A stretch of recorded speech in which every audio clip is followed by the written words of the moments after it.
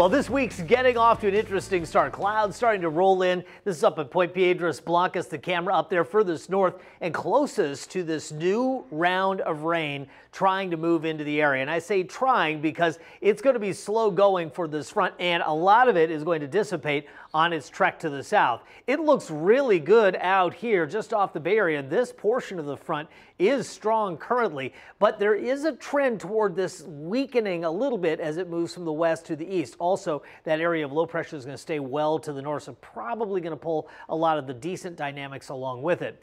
Beyond KSBY, your pictures have been fabulous recently in Cecil Horton up in Templeton today. Love that high cloud halo. That's fantastic. Of course, the flowers in the foreground looking very, very nice. Jennifer Rose, it's harder to see here, easier to see over on my webpage, but all the butterflies kind of flying around in her video she took up in North County today. And Barbara's view at Cambria with some of the high clouds coming in. Beyond KSBY, Twitter, Facebook, and Instagram, we appreciate your feedback. 69 Santa Maria, 71 San Luis, 74 in Paso, 67 Lompoc, and 72 degrees in Santa Barbara. And the winds currently fairly light, under 15 miles per hour.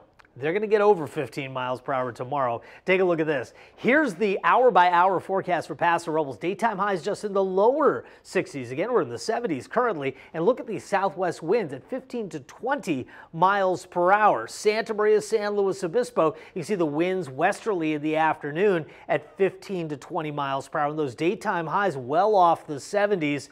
Back into the 60s. Why? Well, we're anticipating that continued rain opportunity sliding into the area, especially tomorrow morning into, say, midday, and then becoming really, really spotty throughout the day. But cloudy skies, kind of unsettled weather. I don't anticipate a lot with this system, maybe up to 1/4 of an inch, but I think a lot of folks will be under 1/10 of an inch of rain. Then the next opportunities we get into Thursday and Friday.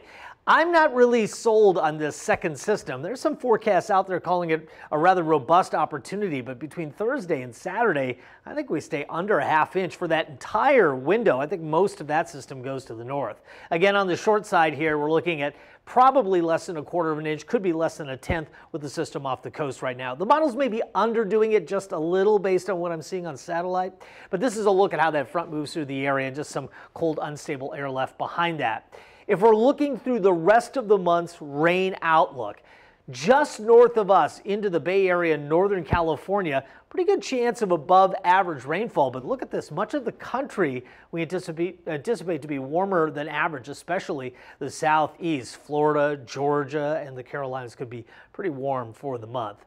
Okay, let's take a look at what's going on here with this short-term forecast. Again, increasing clouds going to hold the overnight lows up, but the daytime highs tomorrow not as warm as we've been seeing. So mid-60s would be about it, even though we have some cloud cover. The southwesterly winds will help prop the temps a little bit. Santa Ynez, Solvang 67, 64, Cuyama 68 in Goleta. 5 cities temperatures right around the mid-60s. Shandon, California Valley as well. There's not a lot of town-to-town difference because we'll all be under this cloud shroud tomorrow, but 66 Atascadero and 64 in Cayucas.